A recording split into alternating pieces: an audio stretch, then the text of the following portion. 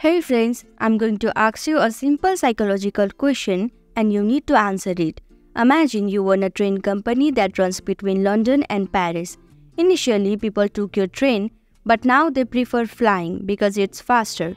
To get your business back on track, you have three options to choose. Option 1 is to spend $8 billion to reduce the travel time from 3 hours 20 minutes to 2 hours 40 minutes. The second option is to assume airlines will keep being popular and do nothing. And third is to use psychological principle to make the train journey more appealing without spending a lot. Which option would you choose? The example which I gave now has happened in real life. In 2009, a company called Eurostin faced a problem with its train service between London and Paris. More people were choosing to fly instead of taking the train, which hurt their business. To compete, Eurostin spent $8 billion to build new tracks, reducing the travel time to 40 minutes. However, this investment did bring significant results. Later, they decided to offer Wi-Fi on the trains. This small change made a big difference because passengers enjoyed using the internet during the journey, make the travel time feel shorter. This highlights how time perception is relative. When we enjoy what we are doing, time seems to fly by, but when we are bored, it drags on. For example, playing games with friends makes hours pass quickly, while a boring lecture feels like it lasts forever.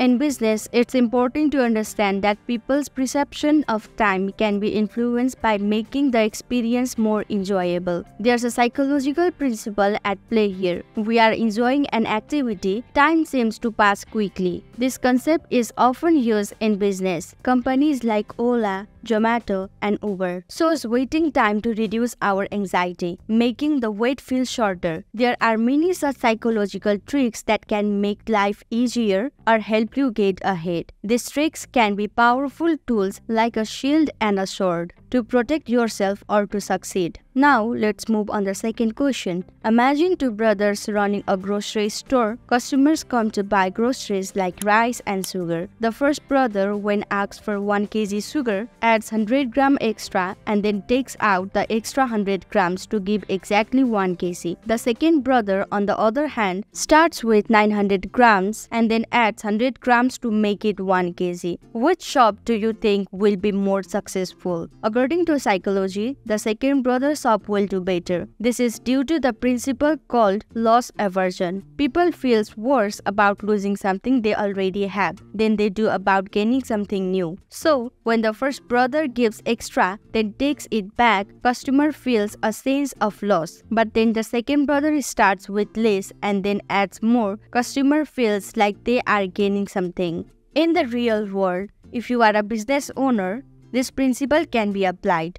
If you initially give someone a lower salary and then increase it, they will feel happier than if you give a higher salary and then reduce it. Understand this psychological concept to either benefit yourself or protect yourself from losses. Now, let's move to the next interesting psychological question. Imagine you are interested in trading and start receiving emails from someone predicting whether the market will go up or down. Initially, you might think it's a scam, but his first prediction is correct. Then his second prediction is also correct. After that, his third prediction is also correct too. Slowly, you start believing he knows the market well.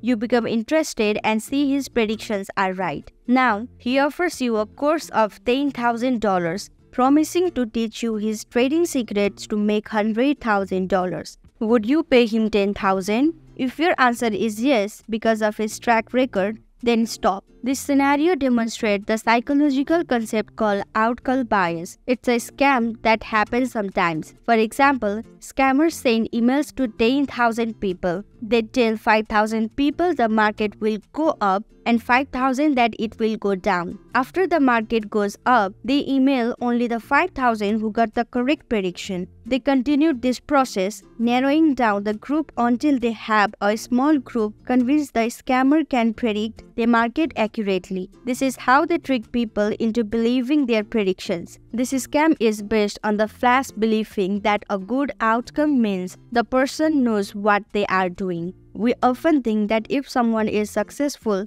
they must know the secret to success. This is not always true, and it's important to do your own research. Outcome bias makes you believe that if someone achieved something, they know how to replicate it.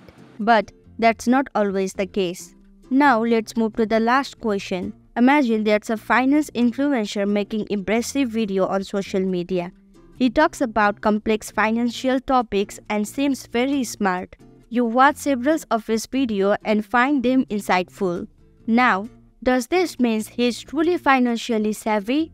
Not necessarily. There's a story about physics prize winner Max Planck, who gave speeches on quantum mechanism in Germany. His chauffeur heard these speeches so many times that he memorized them. One day, as a joke, the chauffeur took Planck's place and delivered the speech perfectly. However, when someone asks a detailed question about quantum mechanism, the chauffeur couldn't answer and cleverly redirected the question to Planck, revealing his lack of real knowledge. This story illustrates a psychological concept called the illusion of knowledge. Sometimes people appear knowledgeable, but they may not actually possess deep understanding. So, just because of someone sounds smart doesn't mean they truly are. It's essential to engage with them, ask questions, and evaluate their understanding before concluding their level of intelligence. These all insights are from The Art of Thinking Clearly. In this book, the author explains a total of 99 fallacies and psychological concepts. If you are interested in learning more about this concept, let me know by commenting below. Thanks for watching till the end. If you like, then check out my other videos on how to get rich by sight. That's all for now. See you in the next video. Bye bye.